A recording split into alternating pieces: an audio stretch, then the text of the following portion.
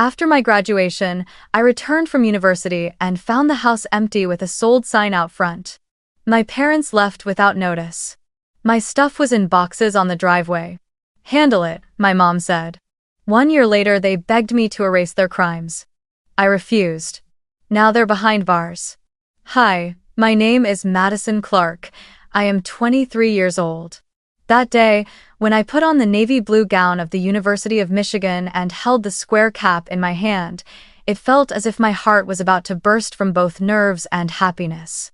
23 years of living, 4 years of relentless studying, countless nights awake with data, forecasting models, lines of code, and dense reports filled with numbers, all of it had led to this ceremony. I looked around the hall where hundreds of students sat neatly in rows, the lights from the high ceiling shining down on their radiant faces. The joyful atmosphere felt like a soaring symphony. Every round of applause, every cheer seemed to shake the entire space. Yet, in the middle of that crowd, I felt an emptiness I couldn't quite name. As I walked across the stage to receive my diploma, I glanced down into the audience where my parents should have been sitting. The seats reserved for my family were empty. To my left, my classmate Jenny was waving toward her parents who were filming and taking pictures, their eyes glowing with pride. On the other side, Michael, a friend from my research group, lifted his diploma high as his entire family roared in celebration. And me. All I heard was the sound of my own shoes striking the stage and the heavy echo of my heartbeat inside my chest. A few days before the ceremony, my mother had texted me, "We can't make it, sweetheart. Your father's work schedule won't allow it, and I'm tied up with some things. We'll celebrate when you come home." A short, emotionless message, so much so that I reread it several times, convincing myself she must have typed it in a rush, not out of indifference. I imagined that tonight, when I arrived back in Dallas, they would host a small celebration, with cake, with wine, and surely my father would ask me about the research award I had just received, the prestigious honor announced at the ceremony today. I had stepped onto the podium and accepted the glass plaque engraved with my name as the hall erupted in applause. That moment should have been my family's pride, yet none of them were there to witness it. I clutched the diploma tightly in my hands, feeling it was both an achievement and a form of comfort. I told myself it was fine, that I would bring it home, place it on the dining table, and show it to my parents. They would be proud, they would regret missing this moment, and I would forgive them. Because, after all, they were my family. I imagined my father serving me a piece of my favorite grilled meat, my mother preparing the sweet lemon tea I always drank after a long day, and the three of us sitting there, raising our glasses in celebration. In that imagination, the house in Dallas felt like a safe place waiting for me, even though I had been living far away for so long. When the music marking the end of the ceremony played and hundreds of caps flew into the air, I tossed mine too, hoping to release all the exhaustion and worries, keeping only the joy and anticipation. I snapped a few photos with friends, smiling as brightly as I could, though inside all I wanted was to get into the car and head straight to the airport. The night flight carried me away from Ann Arbor, along with all the excitement of an awaited reunion. On the plane, I opened my laptop and looked once more at the research paper that had won me the award.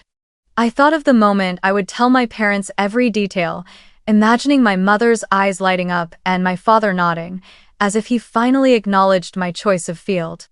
I had even bought a small gift at the airport, a photo frame engraved with the words, "Proud Parents," meant to hold the picture of me in my graduation gown. I wanted to give it to them as a way of saying that everything I had achieved was only because I longed to see them proud. When the plane landed in Texas, my heart pounded wildly. I pulled my suitcase, clutching the photo frame tightly in my hand, and took a taxi straight to the familiar neighborhood.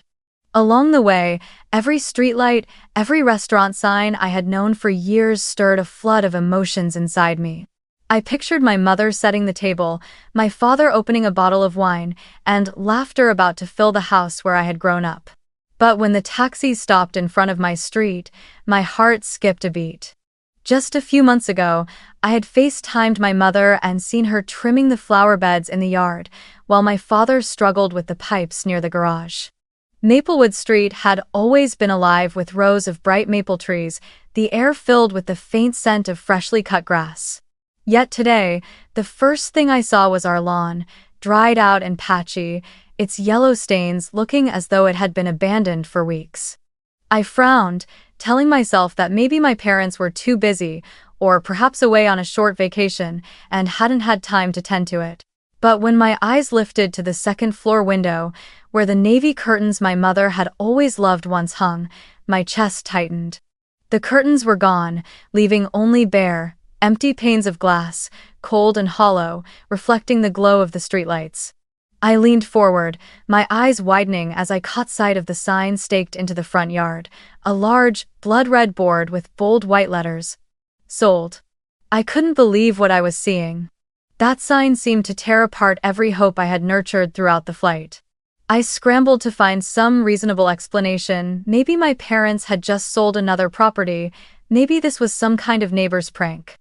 But then the taxi driver cleared his throat and asked, "Are you sure this is the address? 2417 Maplewood, right?" I nodded without thinking, then dragged my suitcase out. Every step on that once familiar street felt heavier than ever before. On the porch, the red geraniums my mother had lovingly tended were gone. In their place stood a messy row of cardboard boxes, some damp from the rain, marked with thick black marker. Madison's clothes, Madison's books, Madison's stuff. There were also huge black trash bags, inside which I glimpsed the edges of old book covers and the winter coats I'd worn in high school. My hands trembled as I set my suitcase down and bent to open one of the boxes.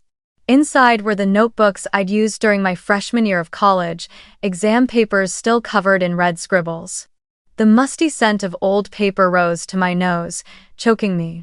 My entire life, my childhood, my memories, all of it was now piled up on the porch like something discarded. I looked up, and that was when I saw a loose sheet of paper taped right in the middle of the door, fluttering in the night breeze. I stepped closer, my hand trembling as I tore it off. On it were just a few words. "Handle it, Mom."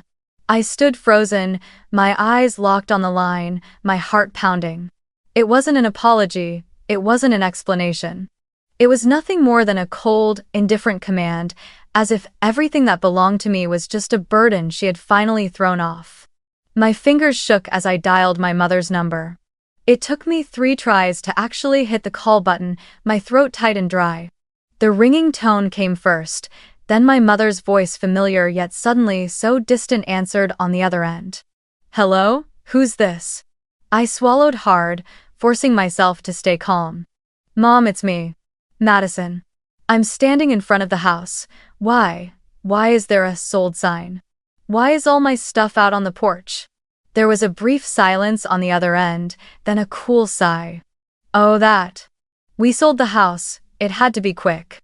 They offered a good price, we couldn't pass it up." End of 6. I stammered, but why didn't you tell me? Why didn't you call me just once? I just graduated, My mother cut me off, her voice flat, as if she were talking about picking up another bottle of milk at the grocery store. "We didn't want you to worry. Besides, you're 23 now. It's time to take care of yourself. This is an opportunity for you to grow up."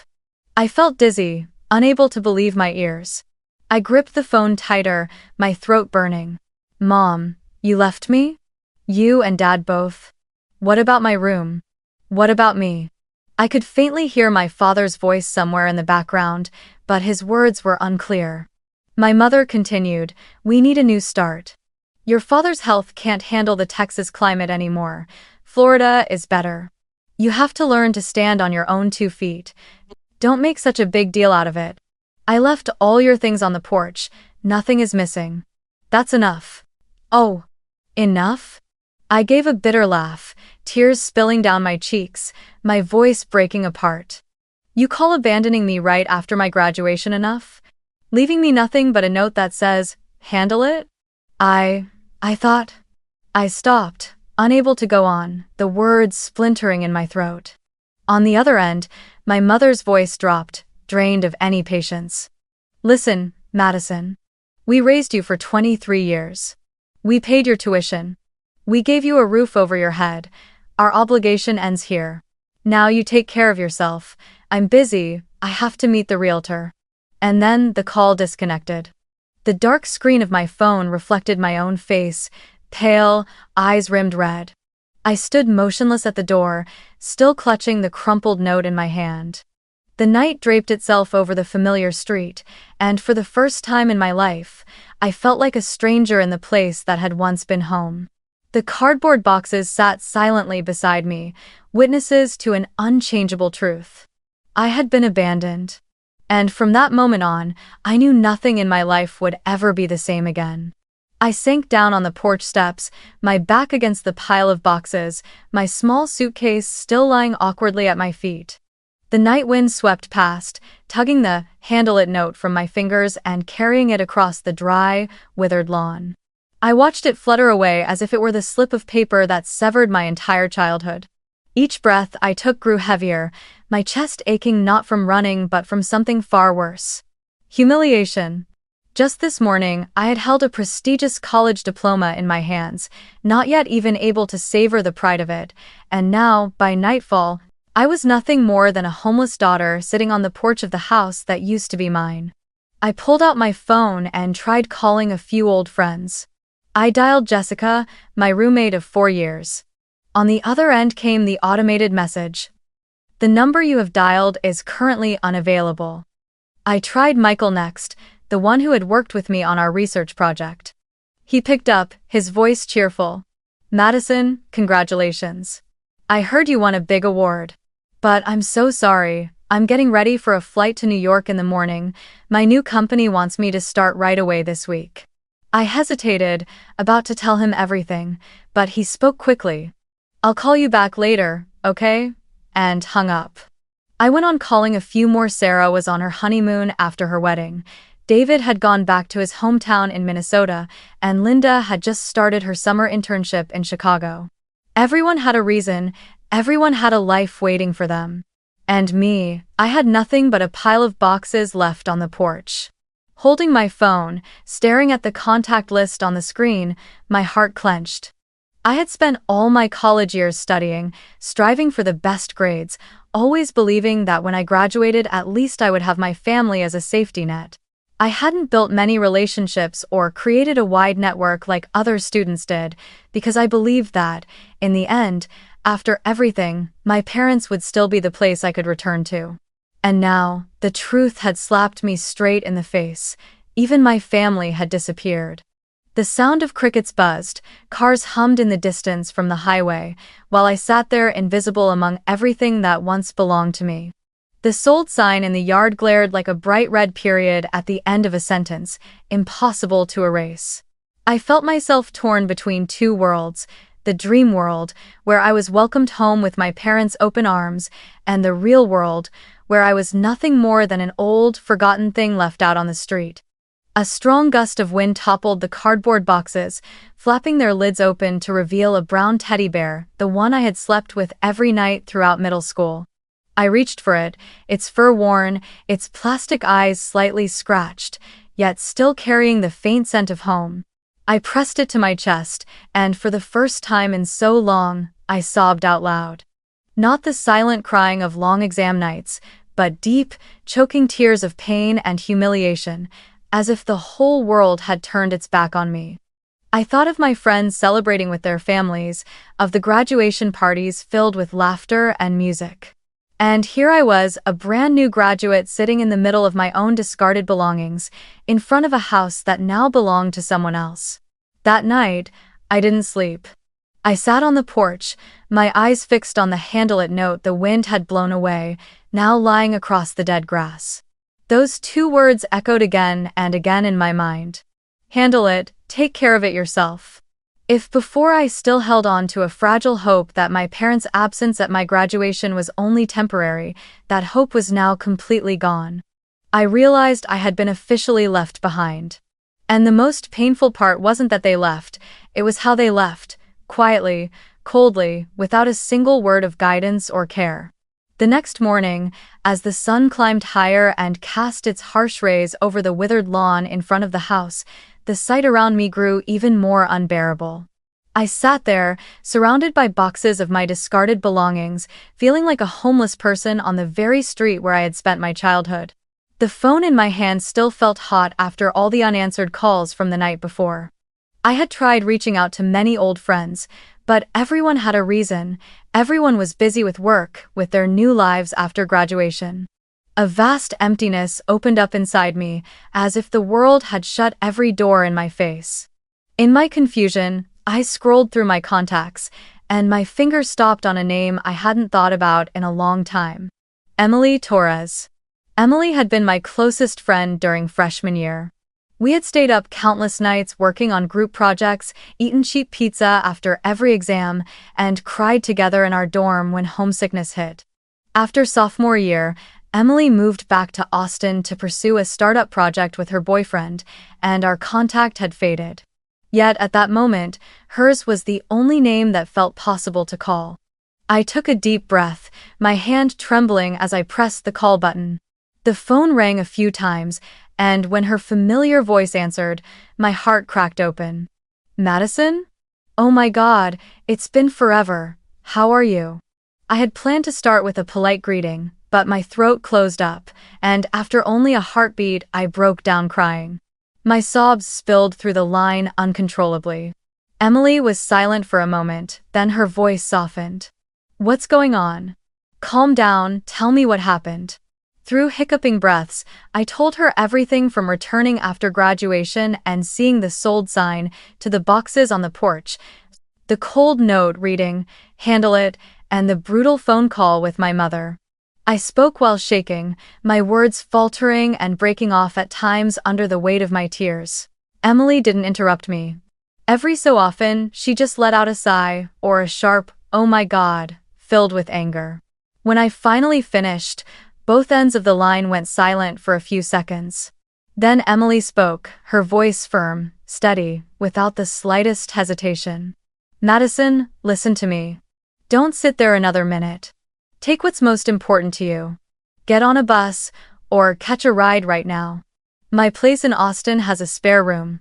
Stay as long as you need. I don't ever want to hear your voice sound like this again. I was stunned. While the whole world seemed to have turned its back on me, Emily was opening her arms. I stammered. But I don't want to intrude. You have your boyfriend, your project. I can't just... Emily cut me off, her tone sharp, unwavering. There's no such thing as intruding. You're my friend, Madison, my real friend. And I will not let you wander the streets like this. Do you understand me? I nodded over and over, even though she couldn't see me. A warmth spread through my chest, and for the first time in what felt like endless hours, I didn't feel completely alone anymore. I stood up, wiped my tears, and began choosing what to take with me.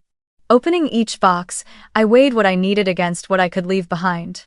My laptop, of course, that had to stay with me. It was the only tool I had to keep working and hold on to my career path. A few lightweight outfits, just enough to rotate for a couple of weeks. And the small wooden box my grandmother had left me before she passed away. Inside were a few handwritten letters, a silver necklace, and the ring she had always worn. My hands trembled as I held it to my chest and whispered, "Grandma, at least I still have you with me."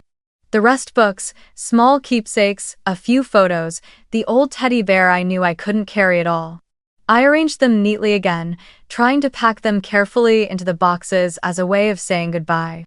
The tears came back, but this time I didn't let myself drown in them. I knew I had to move. I zipped my suitcase shut, slung the laptop over my shoulder, and held the wooden box tight against my heart. Everything else, I left on the curb where my parents had already decided it belonged, as if it were trash. As I called for a ride out of Maplewood, I turned back one last time. The empty house stood silent under the sun, the sold sign still blazing red. I knew that, from this moment on, that place was no longer my home. I felt a deep cut in my chest, but at the same time, an invisible cord snapped, a cord that had tied me to people who had chosen to abandon me. I sat quietly, staring out the taxi window, my hand gripping my grandmother's box, and in my head Emily's voice echoed. "Bring your things here, My guest room is open. No. For the first time in 23 years, I understood something simple but heartbreaking. Sometimes family isn't the people who share your blood, but the ones who choose to stay when everyone else has walked away. And in that moment, I knew Emily was the hand pulling me back from the edge I had been falling into. Those first days in Austin, I still couldn't believe what had just happened was real. Waking up in the mornings on the sofa in Emily's living room, I often felt a hazy sense that it had all just been a nightmare, that any minute now I would return to Dallas, open the front door, and see my mother preparing breakfast. But every time I opened my eyes, the unfamiliar ceiling came into view, the hum of the air conditioner filled the silence, and the empty living room reminded me that my old life was gone. I was no longer the student with parents standing behind me. All I had left was myself. And I knew that if I wanted to survive, I had to start again from zero. Emily had been incredibly kind to let me stay, but I didn't want her kindness to become a burden. On my third day in Austin, I walked all over downtown looking for a part-time job. With my brand new degree in data analytics, I could have waited for a professional position, but waiting meant leaving myself empty, helpless. I needed income immediately. After several rejections, I walked into a small cafe on Congress Avenue, the scent of roasted coffee beans washing over me. I went straight to the counter and asked, "Are you hiring?" The manager, a woman with curly hair named Janet, looked me up and down before asking, "Do you have any experience as a barista?" I answered honestly, "No," but I learned very quickly. Maybe she saw the determination in my eyes, because she nodded. "All right, you can start next week." 1. So that became my first job after being left behind. The days at the cafe were anything but easy. I had to learn everything from grinding beans and steaming milk to memorizing dozens of drink recipes with precise ratios. I spilled trays of cups more than once, drew complaints from customers, and fumbled constantly, but Janet never really yelled.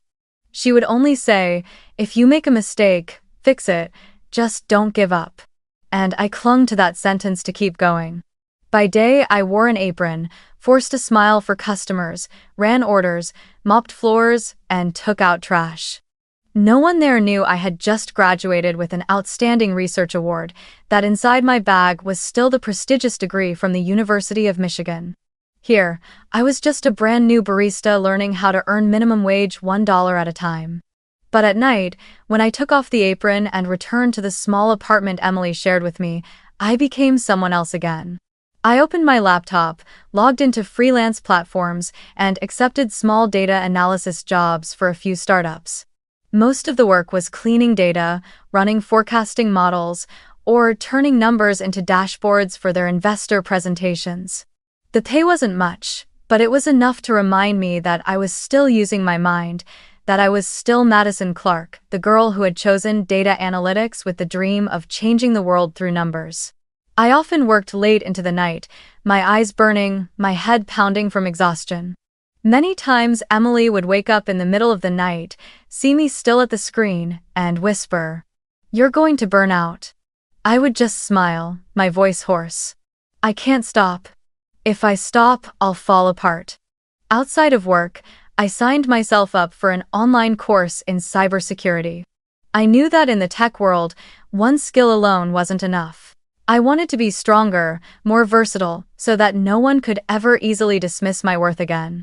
Every night after finishing my freelance work, I opened the course materials and studied firewalls, encryption, and security vulnerabilities. I filled pages with notes, underlined keywords, and retook quizzes until my scores were perfect. Many nights my eyes blurred and my hands trembled from exhaustion, but I kept going.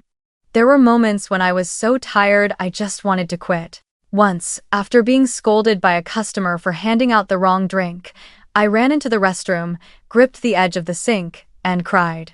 The humiliation washed over me. Why was a high-achieving graduate like me bowing my head to take insults from a stranger? But when I looked into the mirror, I saw my own red-rimmed eyes, messy hair, and a fierce determination staring back. I told myself, no one is ever going to betray me again. No one. How was it? That sentence became a vow I repeated every morning before heading to work.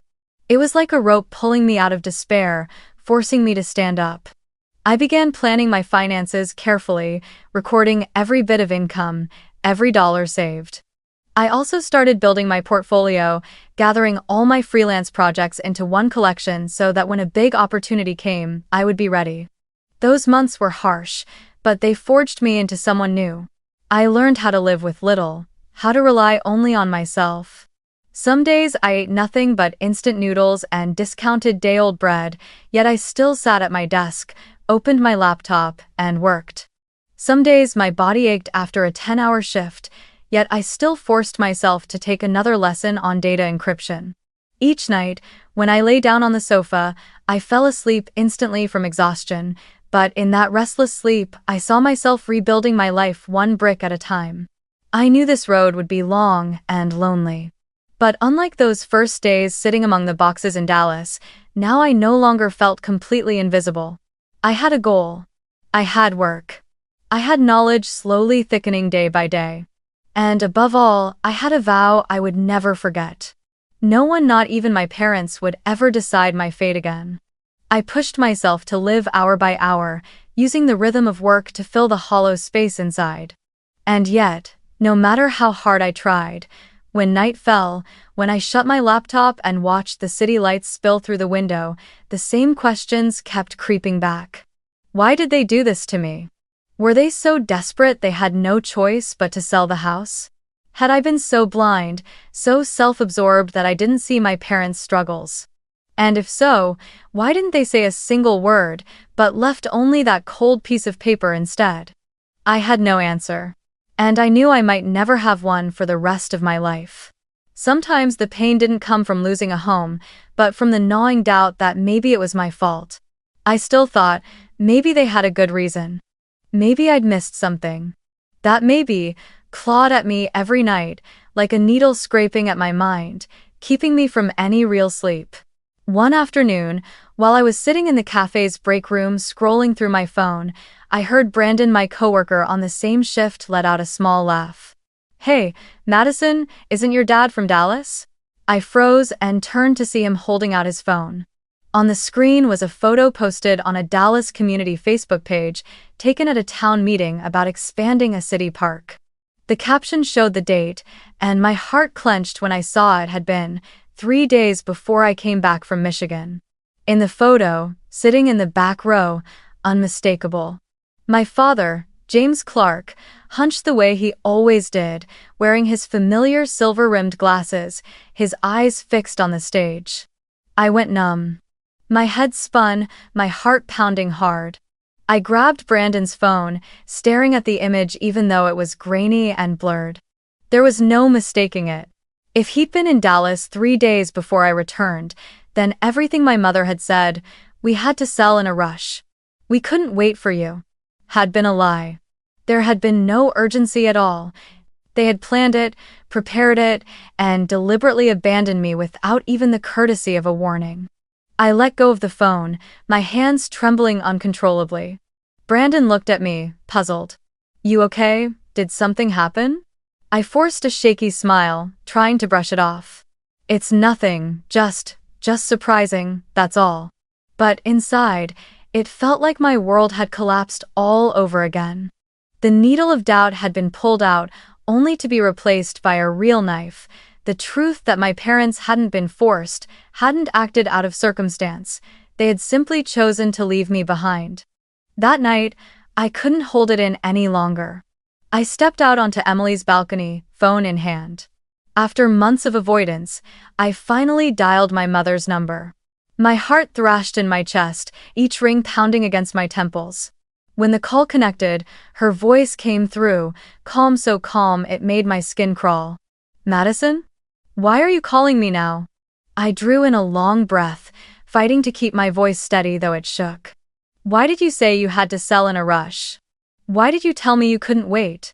Dad was still in Dallas 3 days before I came back, wasn't he? I saw his photo at the community meeting. Why did you lie to me?" The silence stretched for a few seconds. I thought she might sound flustered or try to explain. But instead, her voice cut in sharp, laced with a mocking laugh. So what? The result's the same. We sold the house, we left. You should be grateful for that. Thanks to it, you're independent now, learning to take care of yourself. I staggered, tears spilling hot and fast. Grateful? You abandoned me right after graduation. You left me homeless on the porch of my own house. And you call that making me independent?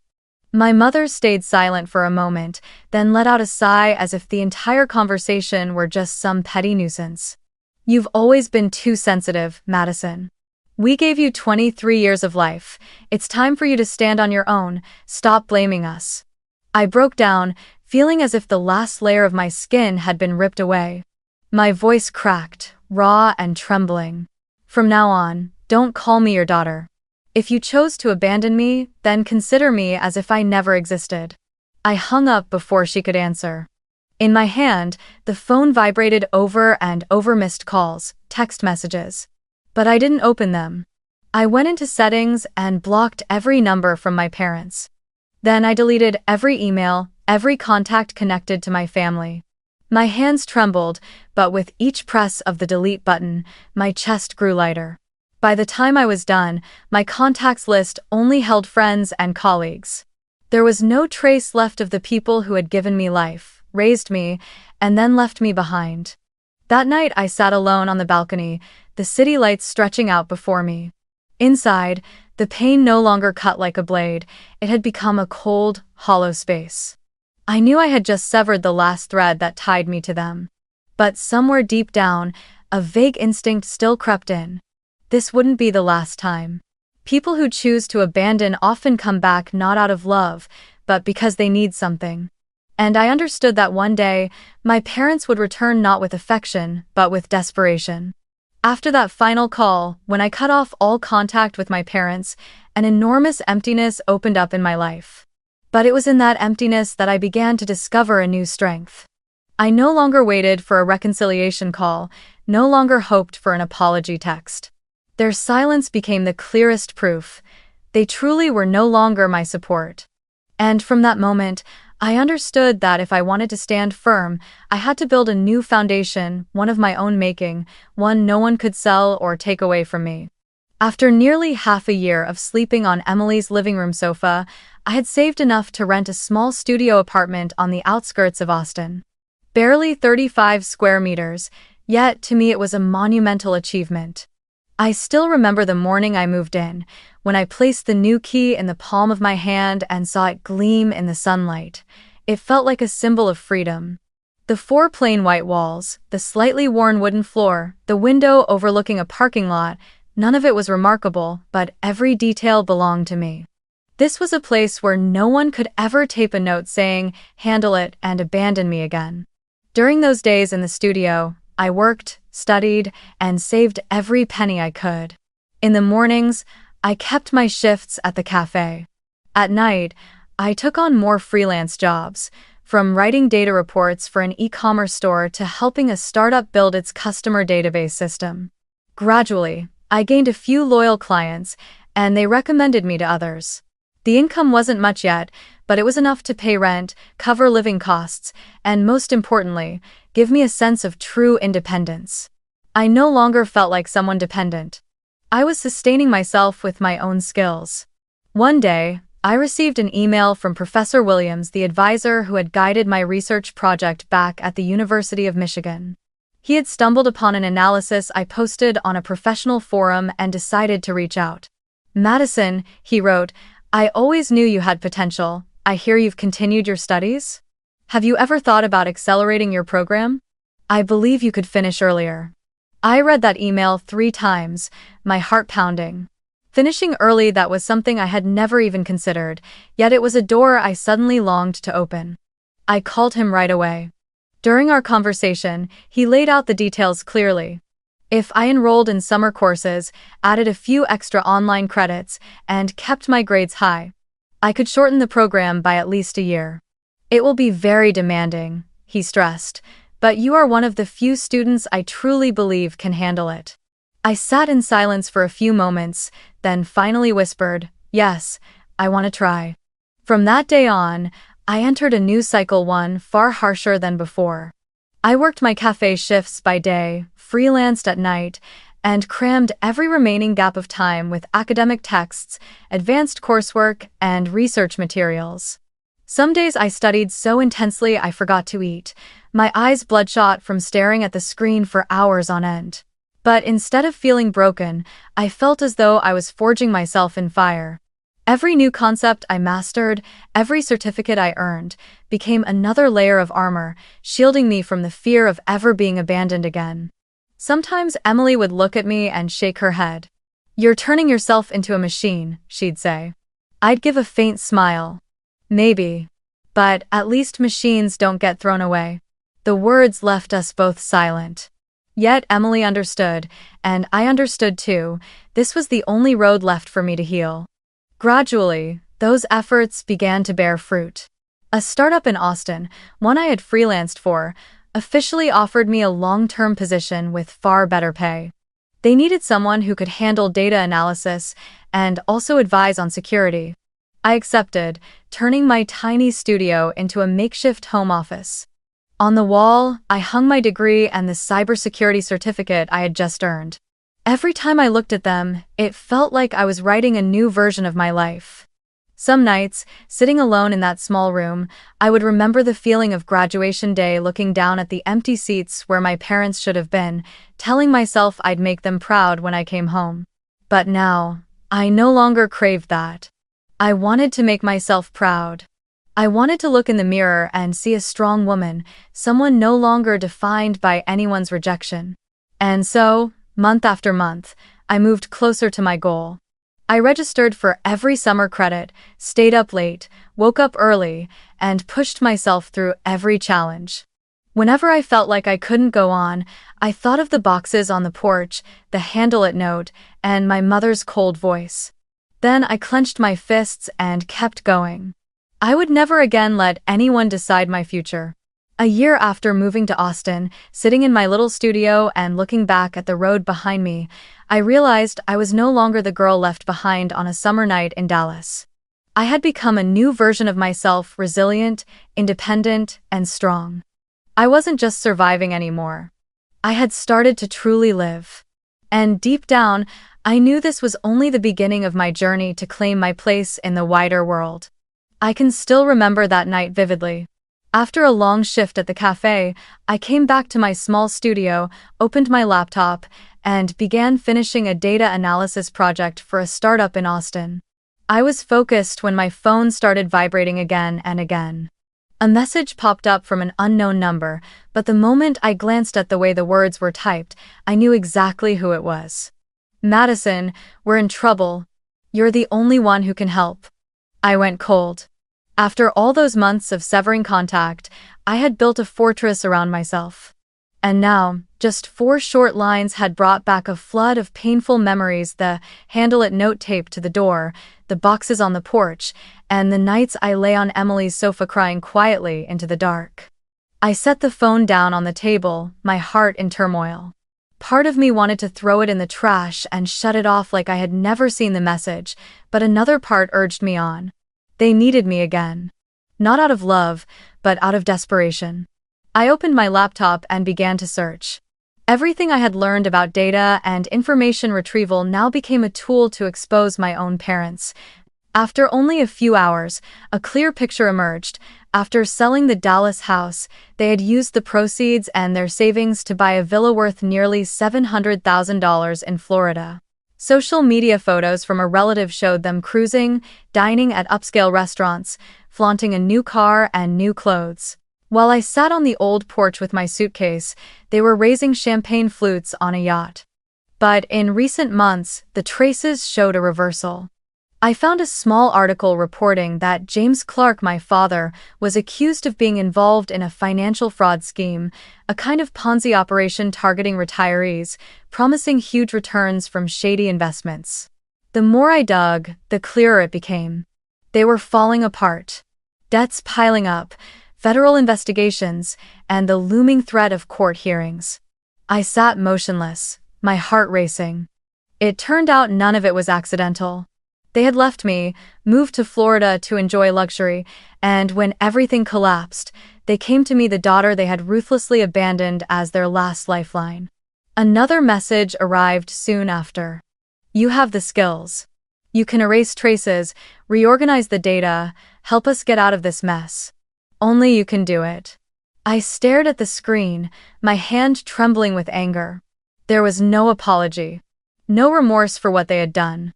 No mention of abandoning me that night in Dallas. Just a disguised command, help us escape. Once again, the memory of the handle it note came rushing back. I remembered my mother's handwriting, scrawled and cold, leaving me with a pile of boxes like some leftover shipment. I remembered the humiliation of sitting on the porch and crying. And I knew my answer this time couldn't be any different. Slowly, deliberately, pressing all the years of pain into each keystroke, I typed, "Handle it yourself. Learn how to be independent just like you taught me." When I hit send, a strange lightness spread through my body. It felt as if I had finally returned the lesson they had once forced on me through suffering. Independence. But this time it wasn't the cruel independence they had dumped on me, it was theirs, forcing them to face their own consequences. The phone vibrated again, more messages arriving one after another. I didn't open them. I simply blocked the number and set it down on the table. Outside the window, Austin's night still glowed with lights, the traffic streaming endlessly past. I looked at my reflection in the glass and saw a different Madison. No longer the girl crying on the porch of her old house. No longer the daughter blindly waiting for love from people who had never deserved it. I was a woman rewriting her life, step by step, decision by decision. But deep inside, I also knew one thing: they weren't finished. People like my parents, who've grown used to living off others, never truly learn how to stand up on their own. And when every other door finally shuts, they will come to me again, this time not with a text message, but with something even more desperate. And I would be ready.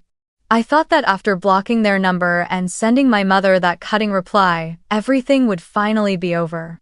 I thought I could go on living in my small studio in Austin, working and studying each day, leaving behind the broken pieces of my past. But I was wrong. People who could abandon me so coldly were never the kind to take responsibility. They only knew how to find someone else to carry the weight for them.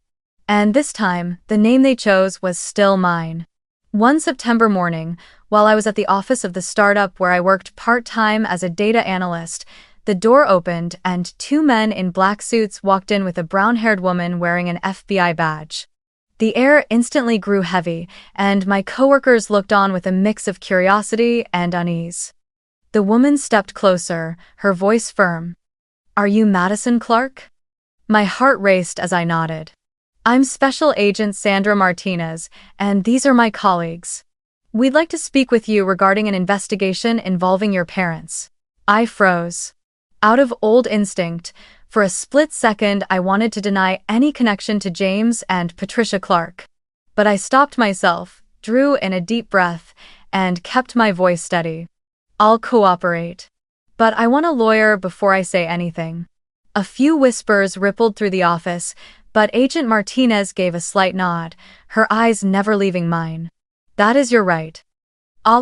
That afternoon, I sat in an interrogation room at the Austin field office of the FBI, a lawyer beside me, the one I had hastily called from the legal aid list my university provided to alumni. In front of me sat a thick file. Agent Martinez opened it and flipped through page after page. "Your parents have stated that you personally managed their offshore accounts. They've submitted evidence claiming you have expertise in data and security, that you had the ability to conceal illicit funds." My chest tightened. I couldn't believe they had gone this far. I had thought they only wanted my help and, if I refused, they would find another way. But no, they had decided to drag me down into the mud with them. I clenched my jaw, forcing my voice to stay steady. "I have never helped them. I cut off contact 3 years ago. If necessary, I can provide all evidence to prove it."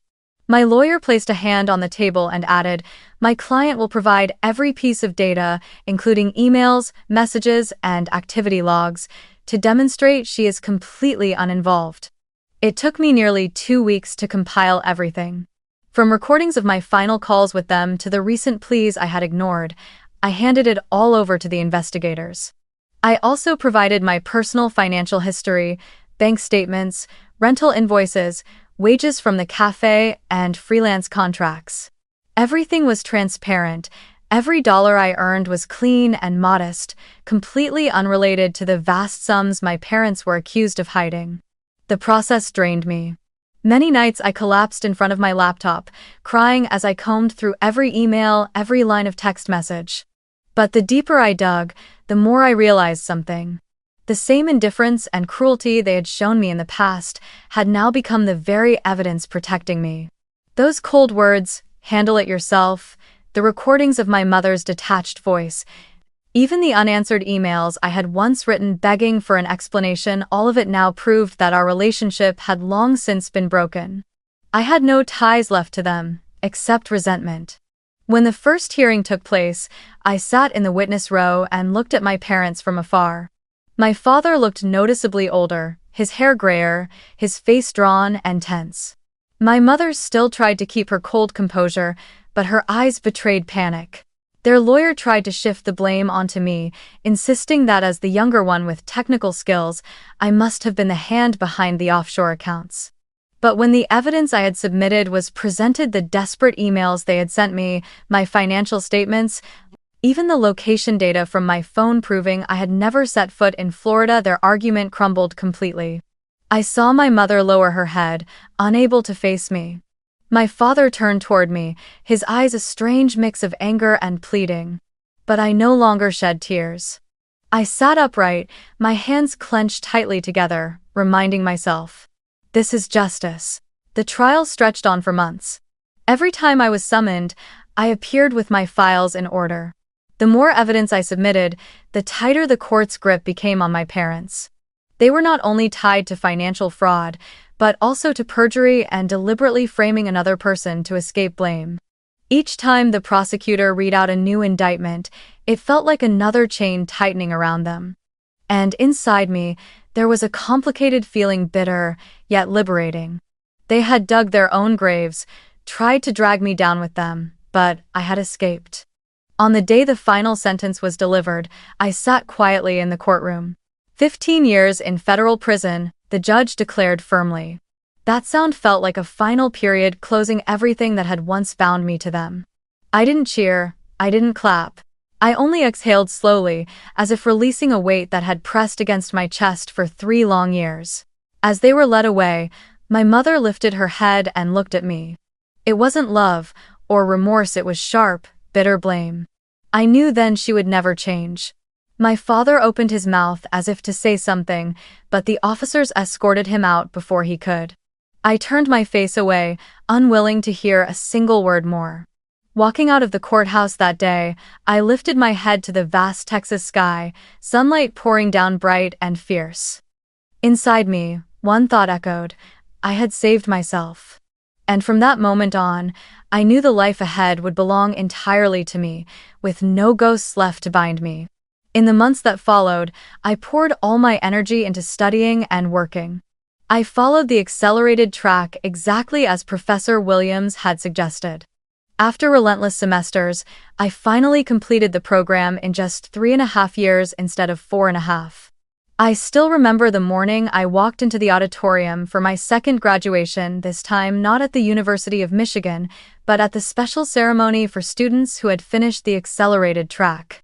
I wore my gown, stepped onto the stage, and held my diploma with trembling hands. In that moment, I whispered to myself, family isn't where you're born, but where you find true respect and love. And I knew, this time, I wasn't waiting for my parents to appear in the audience. All I carried in my heart were the faces of Emily, of Brandon from the cafe, of the people who had truly stood by me. After the ceremony, I received the official news. A major tech company in San Francisco had sent me a job offer. They had discovered me through the research project I had once published, along with the freelance portfolio I had painstakingly built. When I read the words, "We are excited to welcome you on board," I broke down in tears. But these were the tears of a new Madison, not the girl abandoned with a handle-it note, but a woman who had built her own future with her mind, her grit, and her relentless effort. When I moved to San Francisco, I carried with me a suitcase, my laptop, and the small wooden box my grandmother had left behind, the only thing that still connected me to a sense of genuine family love. I rented a modest apartment shared with 3 friends who were launching a tech startup. The place was nothing luxurious, just a humble space with a living room crowded with laptops, whiteboards scribbled with ideas, and the constant scent of coffee in the air. But to me, it was heaven. Because there, every morning, I woke up to genuine greetings, shared simple meals filled with laughter, and lived as part of a family I had chosen. I began to rebuild the rhythm of my life.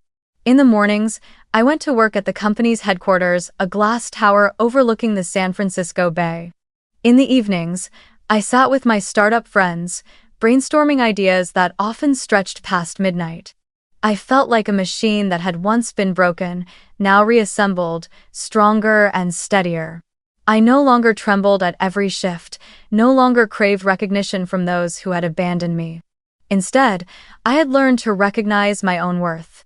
One evening during a group meeting, Emily came to visit me in San Francisco.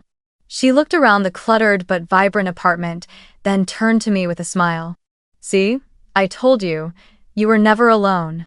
You just had to keep walking, and the people who truly love you would be there." I hugged her tightly, and for the first time in years, I felt my heart settle into real peace.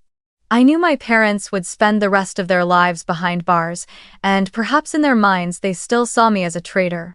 But the truth was, I had never betrayed them. They had betrayed me first, betrayed the most sacred bond. The only thing I had done was learn how to survive and rise. And now, as I stood on the rooftop looking out at the glittering lights of San Francisco, I whispered, "I don't belong to that past anymore. I've found my true family." End of try. The ending wasn't the moment I cut ties with them. It was the moment I learned to heal and to believe that I was worthy of love. And now, as life opened wide before me, I knew I was ready, steady, free, and loved in the truest sense.